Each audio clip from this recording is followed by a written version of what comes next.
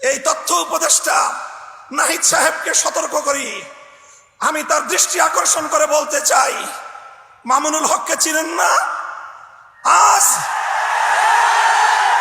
আজকে ফ্যাসিবাদ বিলোপ হওয়ার 1.5 মাসের মাথায় আমার বিরুদ্ধে অনলাইনে ফেসবুক কর্তৃপক্ষ সহ ইউটিউব কর্তৃপক্ষ সহ অঘোষিত নিষেধাজ্ঞা জারি করে রেখেছে। আমার নিউজ কভার করে এই পর্যন্ত বাংলাদেশে প্রায় শতাধিক জাতীয় নিউজ পোর্টাল তারা রেস্ট্রিকশনের শিকার হয়েছে। আপনারা ওখানে বিলাসিতা করেন, বৈষম্যের বিরুদ্ধে সংগ্রামী আমাদেরকে আমাদের সমস্যাগুলোকে সমাধান করবার কোনো চিন্তা আপনাদের নাই। আপনারা উপদেষ্টা পরিষদ রাষ্ট্র পরিচালনা করতে পারবেন না আমাদের সহযোগিতা ছাড়া।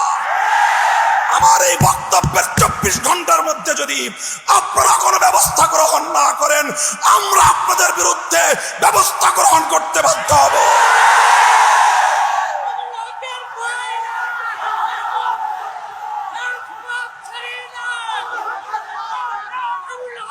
সংগ্রামী সাথী ও বন্ধুগণ, আমরা পরিষ্কার ভাষায় বলি, আন্দোলনে ছিলাম আমরা, সংগ্রামে ছিলাম আমরা, রক্ত দিয়েছি আমরা, কারারুদ্ধ হয়েছি আমরা, অন্যায় অপমানের শিকার হয়েছি আমরা, ষড়যন্ত্রের শিকার হয়েছি আমরা, যুদ্ধ করে বিজয়ের রণাঙ্গনেও ছিলাম আমরা।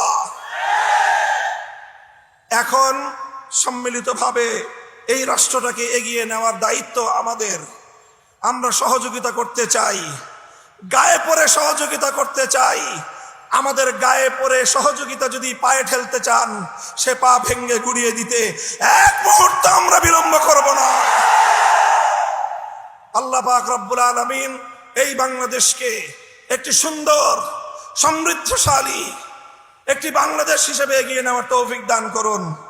আমরা পরিষ্কার ভাষায় বলি, আমরা ইসলামী রাজনীতি করি। এদেশে খেলাফত রাষ্ট্র ব্যবস্থা প্রতিষ্ঠার জন্যই আমাদের জীবন যৌবনকে আমরা উৎসর্গ করতে চাই। আপনারা কে কি রাজনীতি করবেন আপনাদের বিষয়। আমরা আমাদের আদর্শ আপনাদের উপর জোর করে চাপিয়ে দিতে চাই না, কিন্তু আমাদের রাজনীতির প্রতি যদি কেউ বৈষম্যমূলক দৃষ্টিভঙ্গি নিয়ে তাকাবার চেষ্টা করেন, চোখ উপড়ে ফেলবো। আমরা কারো করুণা চাই না, অধিকার চাই। ভিক্ষা চাই না, আমরা অধিকার চাই। অধিকার যদি সহজে না দেয়, অধিকার আদায় করে নিতে পারি আমরা। রক্তের প্রয়োজন হলে রক্ত দেই, অধিকার আমরা আদায় করে নেই। আমাদের এই কথাগুলো, আমাদের অবস্থান এবং আমাদের এই বাংলাদেশের গণমানুষের সঙ্গে আমাদের রিলেশনটাকে নতুন করে পড়ে নিবেন।